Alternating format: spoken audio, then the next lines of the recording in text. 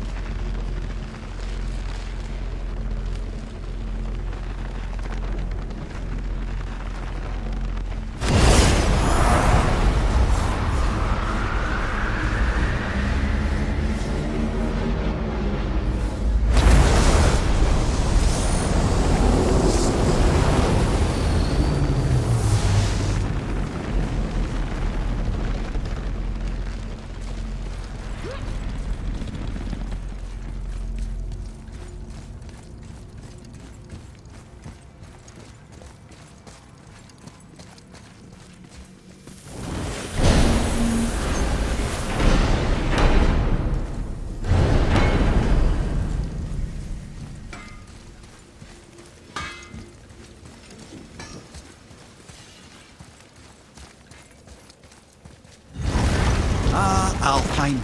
I missed its gentle breeze and the sweet smell of honeysuckle and blood. Well, judging by the sky, the light elves are in control of the light this time. Explain.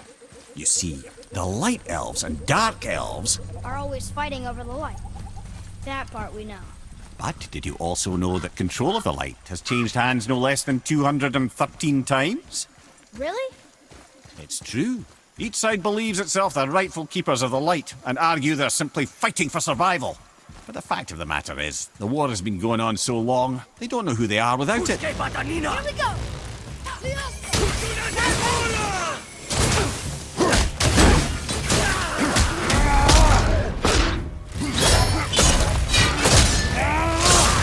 I'm ready!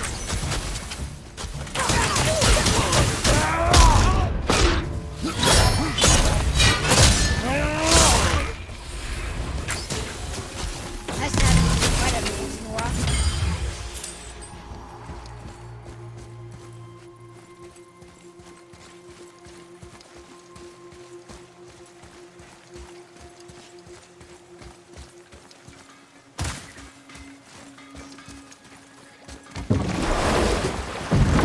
So, clear this up for me. Svartalfheim means land of the Dark Elves, right? Right. But you said the Dark Elves have been here in Alfheim a really long time. And anyway, aren't dwarves supposed to be from Svartalfheim? They don't look like Dark Elves. Don't you think so? Then you are vastly more perceptive than the Aesir. They're the ones who apparently can't tell the difference. And they're the ones who came up with that name. Dwarves actually call their home realm Nidavellir. So the Dark Elves aren't from Svartalfheim at all. Not even a bit. They're just elves of another colour. Nobody knows who came first, but they all come from Alfheim. Why do they fight all the time if they're really the same? That is adorable. Huh? It is the way of the world. Oh. Well, that's sad.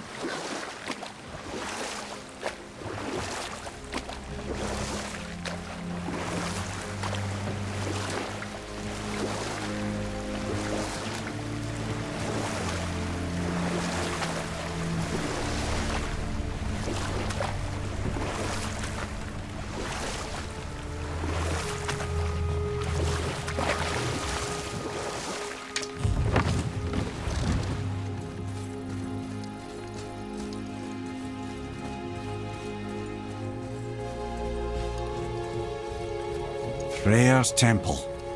The ring is just as beautiful as I'd remembered. Freyr. A Vanir god. Freya's brother, actually. Freyr has a long history with the elves. One of the few gods welcome here.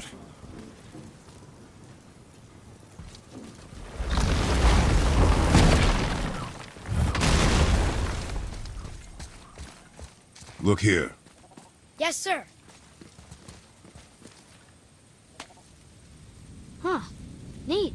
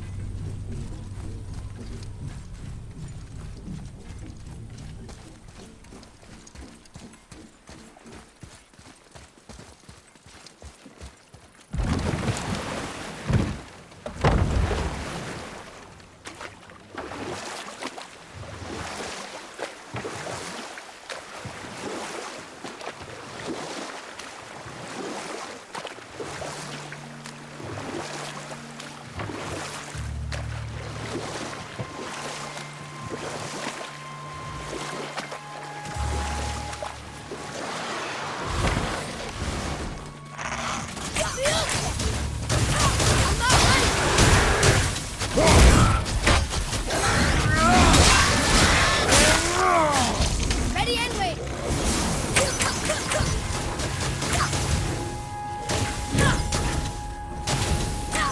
Need more time.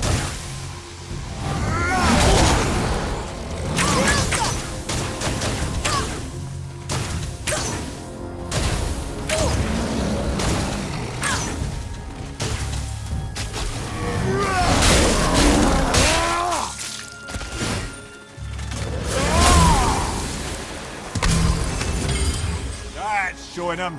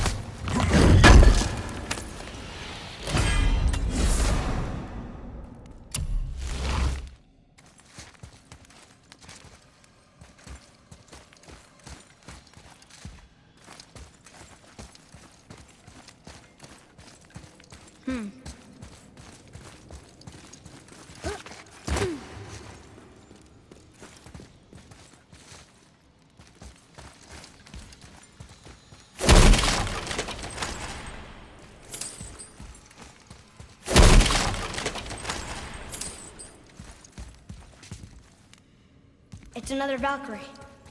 Can we try to free her? We can't just leave her like this, brother. Do not rush me, Ed. When we are prepared, I will attack.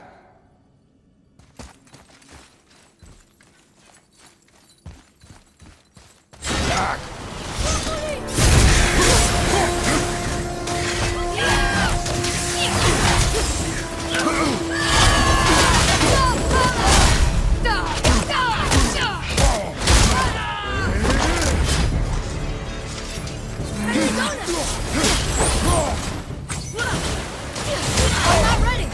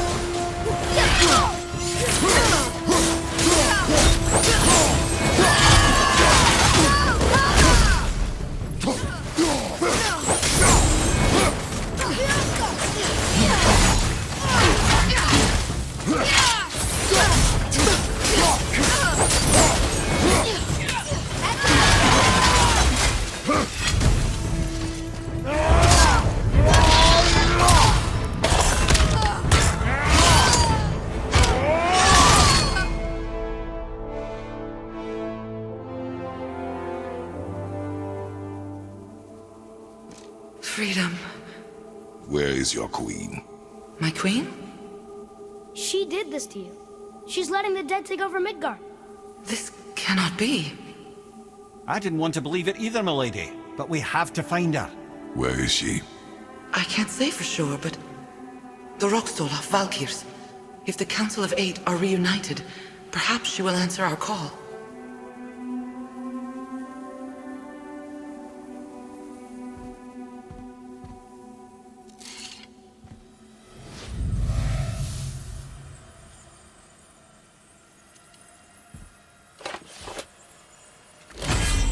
Council of Eight. Looks like this was our last one. Aye, lad. On to the Rookstolar Valkyrs then. If you remember, it's next to the two oarsman statues on the path we took to Thamur's chisel. This queen of yours. She is strong, yes. Stronger than these other Valkyries we have faced. That's putting it mildly, brother. Then we must prepare ourselves.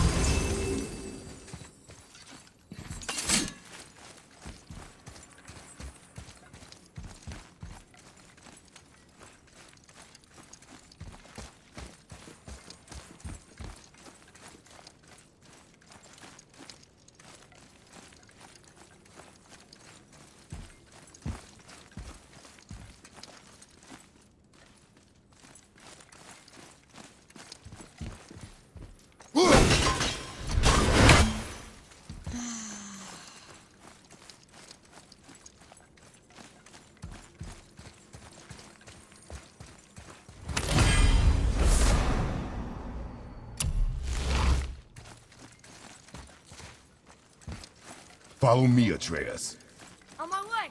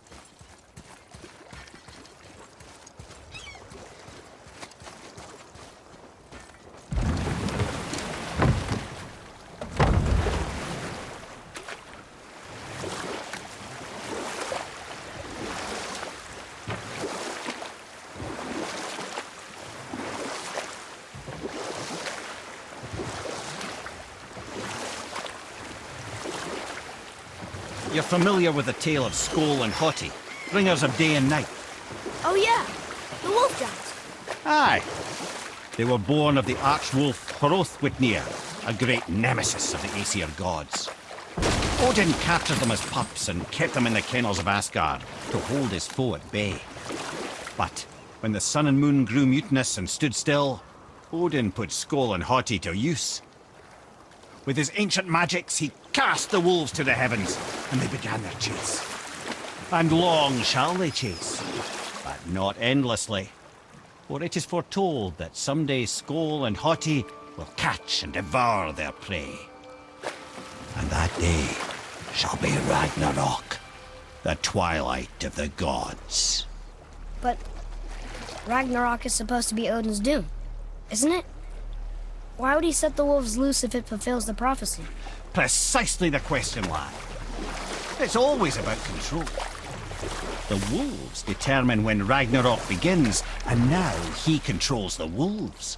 A battle fought on his timetable is a battle he better stands to win.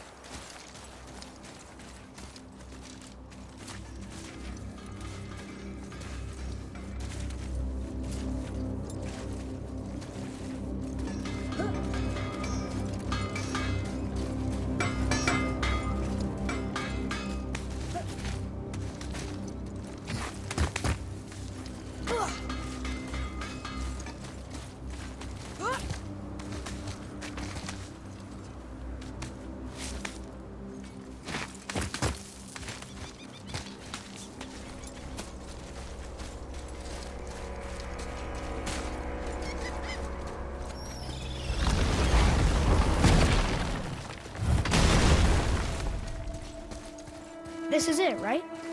The Rockstall? Aye, lad. The Council of Valkyries. The Valkyries are of Valhalla, are they not? Glad to see you're paying attention, brother. You are correct.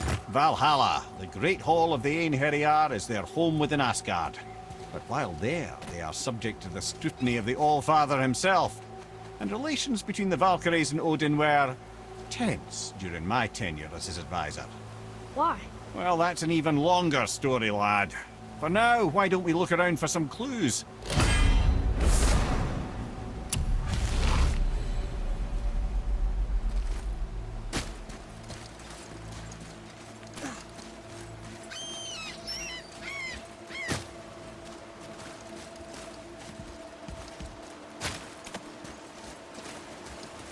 Try placing one of the Valkyrie helms on a throne.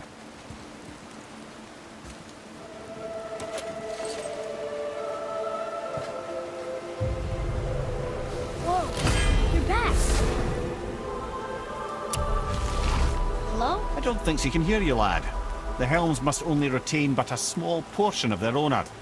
I'd wager the rest is in transit to Valhalla to try and fix the mess left by their absence. Come here. Who is she? Gunnar, Mistress of War. After any conflict, big or small, she would be first on the scene, sussing out the worthy spirits for a free trip to Valhalla. A gruesome task, but she took great pride in it. Any conflict. Impossible. It's true. She had help from her sisters, of course, but Gunnar was always first to arrive. Her judgment of the fallen was unparalleled, and an invaluable resource to Odin. She was one of his favorites.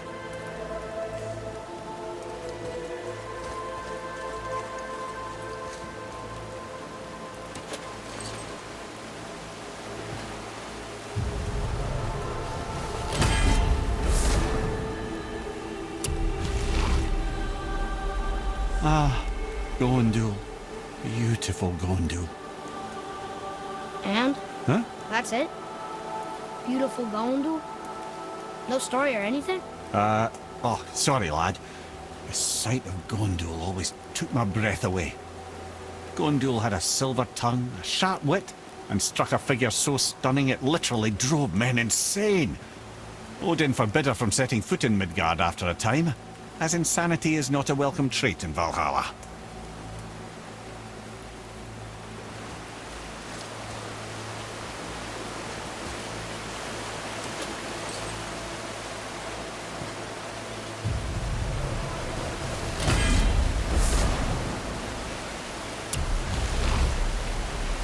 This is none other than Geirdriful, the Master of Arms in Valhalla, responsible for arming and training Odin's Einherjar.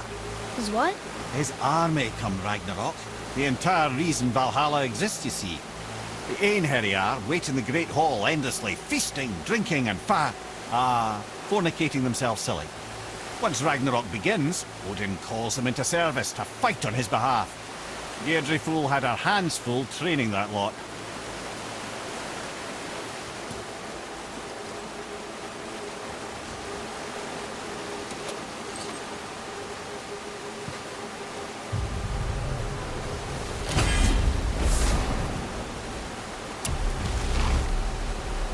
This, my friends, is Kara.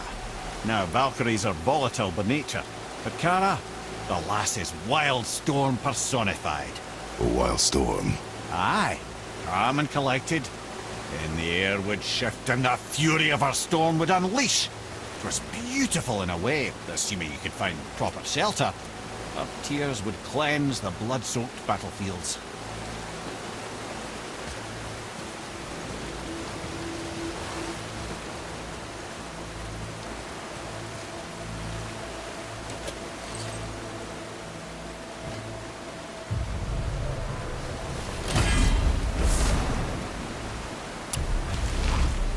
This is Rota, a chooser of the slain. I thought all the Valkyrie did that. Not exactly, lad. Although that is what they're most famous for, and by far their greatest responsibility. You've seen what happens to the dead without the judgment of the Valkyries. Hellwalkers. That's right. Rota, Gunnar, Skuld. Without them to clean up the aftermath of battle, hell overflows with souls meant for Valhalla. A sorry state of affairs. Rota must be beside herself.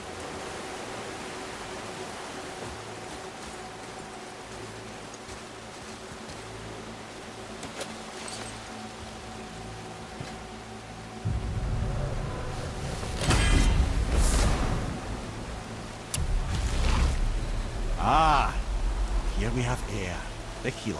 A Valkyrie healer? Strange. Eir was strange, as a matter of fact. Very quiet, very calm. Where her sisters were violent rapids, Eir was a gentle stream. She healed the wounds of both mortals and gods, and even a certain all-knowing sage who once drank too much and fell off a mountain. Not my proudest moment.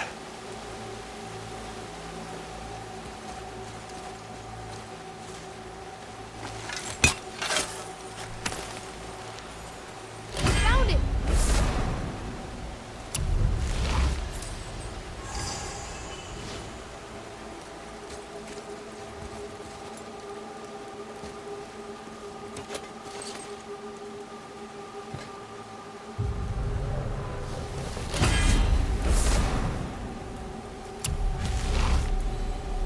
Well, well. Hildar, mistress of battle. She and Odin got on quite well, actually. Her and the other Valkyries, not so much. She would spend most of her time here in Midgard observing discord between the living, and sewing some up herself from time to time. She lived for conflict. Some say she was conflict personified.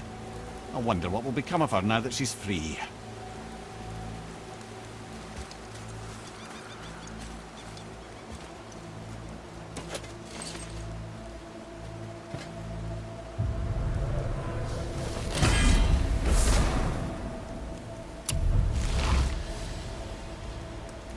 Olrun, once the daughter of a powerful chieftain.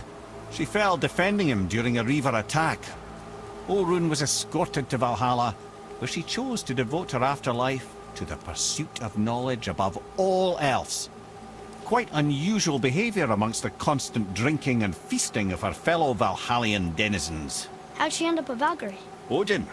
He saw a kindred spirit in Olrun's single-minded pursuit of knowledge. He appointed her as the Valkyrie's resident historian.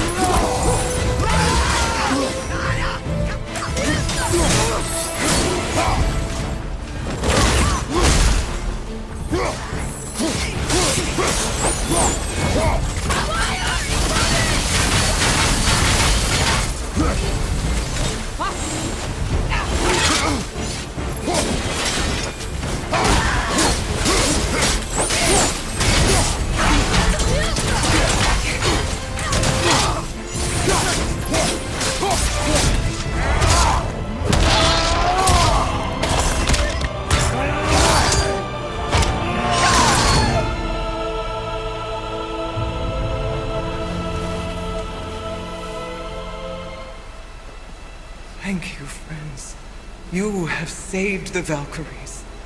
Sigrun, how did this happen? Mimir, is that you? You have been freed, but... Freedom comes at a price, milady. You speak truly. Countless winters we serve the All-Father. But only through his union to the Queen did we ever taste some measure of freedom.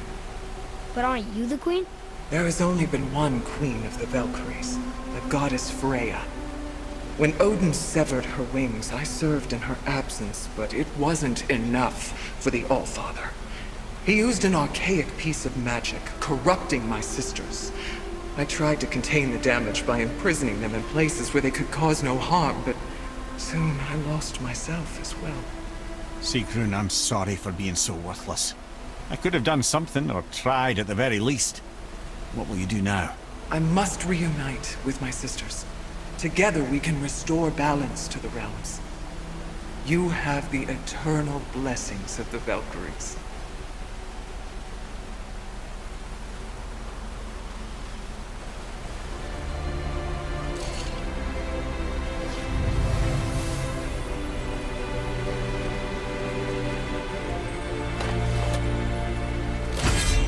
Well, we did it, I suppose. You don't sound very happy about it. It's difficult to be happy about anything when you're a reanimated head. I'm grateful we were able to set the Valkyries free. But so much of this has been avoided, only... You said it yourself, Head. It does not matter anymore. The past is the past. Well, that's awfully cheerful coming from you. I am in a good mood. The dwarves will make use of this helm. Your dad's a wee bit single-minded, isn't he, lad? Definitely.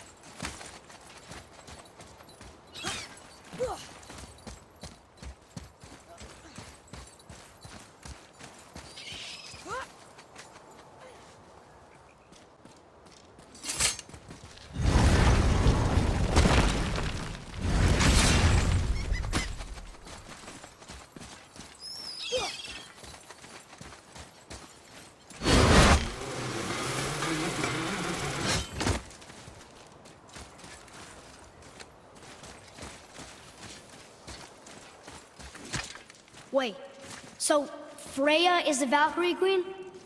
She never told us. You never told us. Explain yourself, Head. Or are you bewitched again? Not at all. Freya was Queen of the Valkyries at one point. Part of her marriage dowry included overseeing the Valkyries themselves. As a powerful Vanir goddess, they revered her. I never knew how much until now.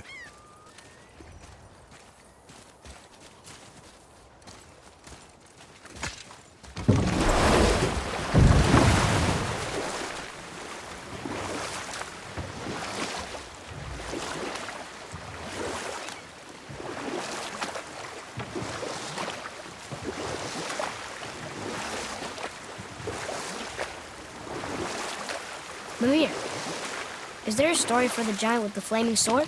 Stuart the Brave? Of course. We've spoken so much of frost giants. It's about time we instead met the most fiery giant of all.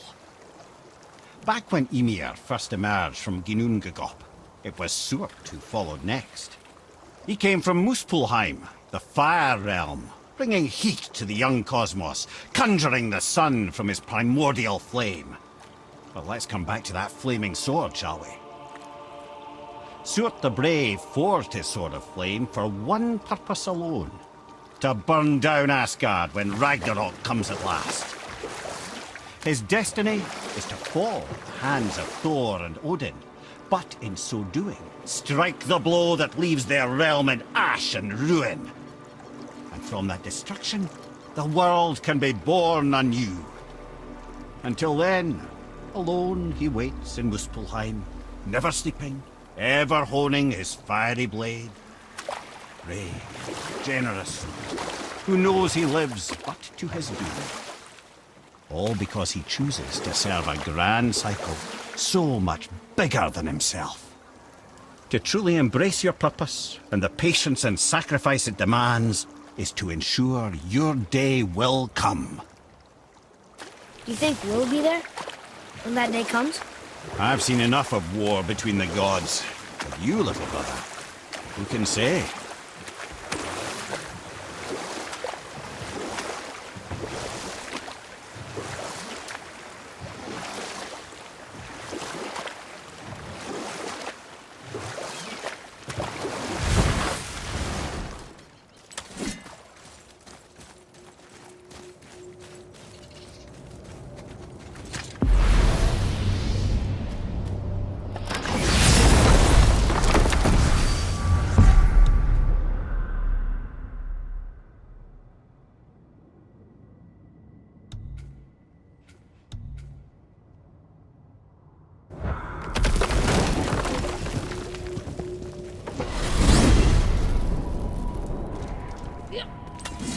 Brothers, there's another thing I must let you know. From the time you were away in Jotunheim. Well, tell us then. It concerns Freya. She paid me a visit. What did you tell her? What little I know about where Odin may have kept her Valkyrie wings. Seems she's rather bent on reclaiming her warrior spirit. I'm afraid the cycle of vengeance may not be so easily broken.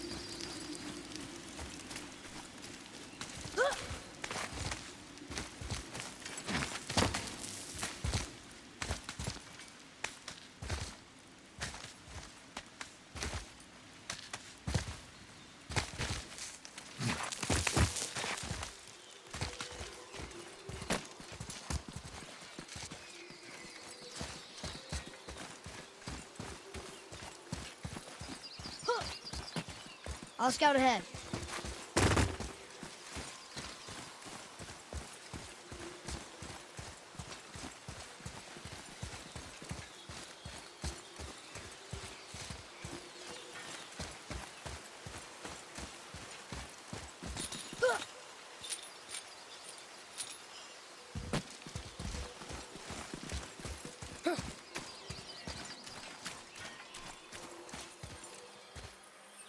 Want to see what we can trade for?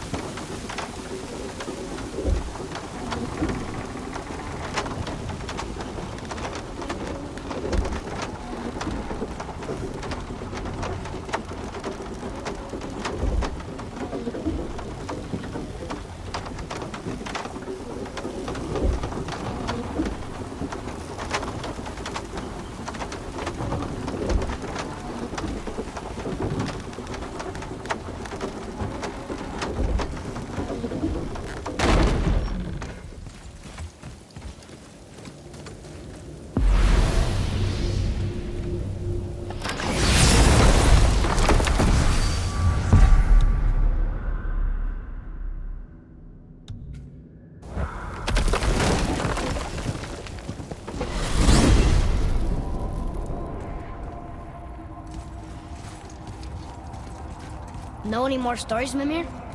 Of course, laddie, and yours for the asking. But I prefer the boat. In here is distracting.